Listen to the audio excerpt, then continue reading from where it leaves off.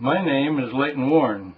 I previously told a story about hearing the bombs that marked our entrance into World War II. Now I'd like to tell one about the bombs that stopped the war.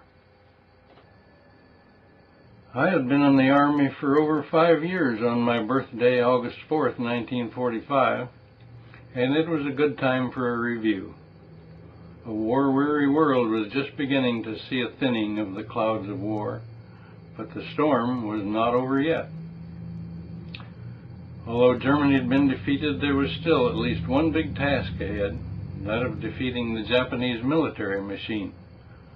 Most people agreed that this would take nothing less than a direct invasion of the Japanese mainland, a bitter task that would last at least another year and probably cost at least 1 million casualties on each side.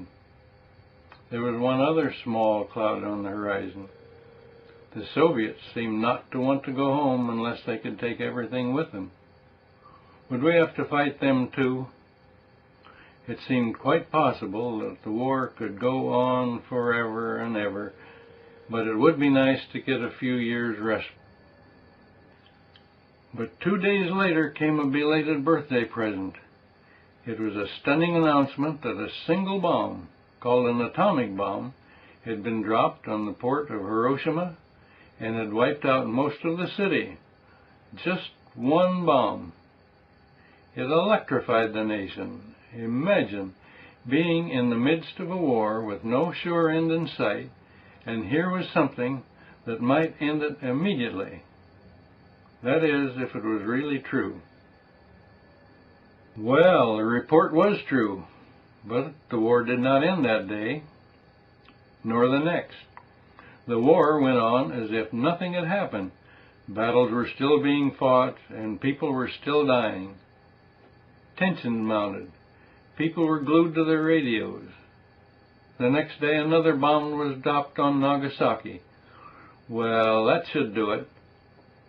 But there was still no reaction from the Japanese. They seemed not to notice that 2 of their cities were missing.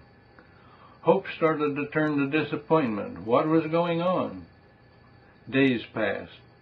The 13th of August came and went. The tension became unbearable.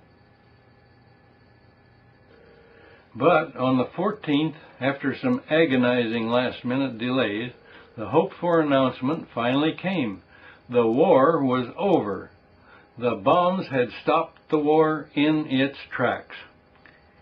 It took a little while to comprehend what this really meant. First came a feeling of relief, then thanksgiving, followed by euphoria. It was like a great weight had been lifted from everybody. The war was really over.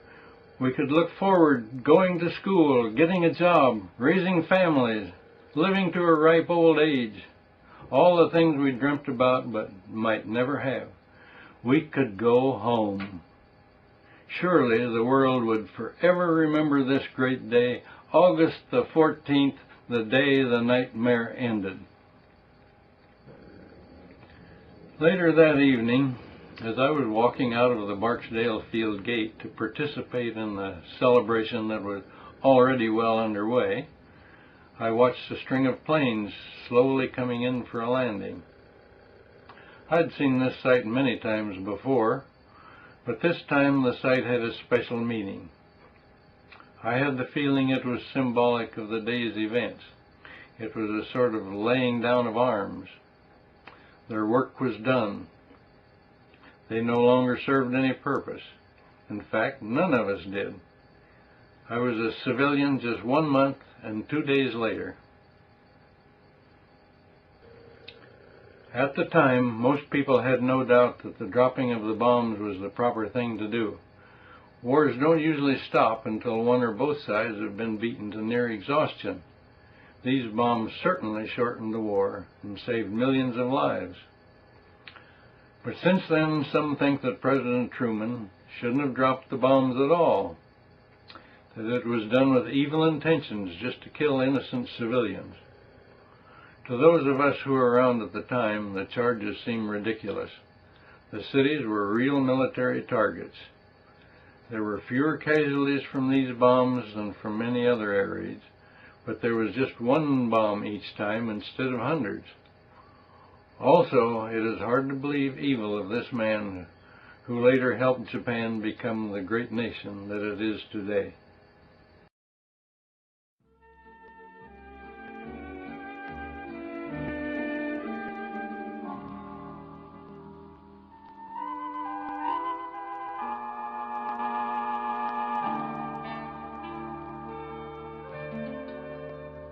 It's a lovely day tomorrow. Tomorrow is a lovely day.